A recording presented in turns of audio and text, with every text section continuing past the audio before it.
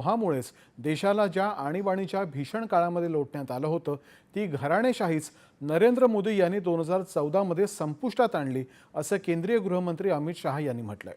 संविधान हत्या दिवसानिमित्त आज नवी दिल्लीत आयोजित कार्यक्रमात ते बोलत होते।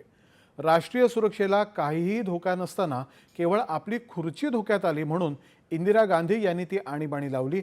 आपल्या स्वार्थासाठी अशी चूक भविष्यात कोणीही करू नये हे युवा पिढीला माहिती असावं म्हणून या काळाचं स्मरण आवश्यक आहे असं त्यांनी सांगितलं।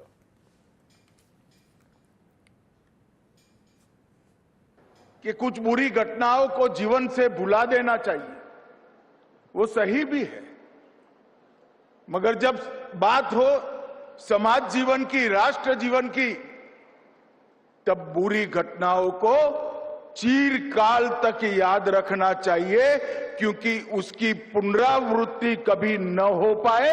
इसलिए देश का युवा और किशोर संस्कारित भी हो, संगठित भी हो और संघर्षरत भी हो।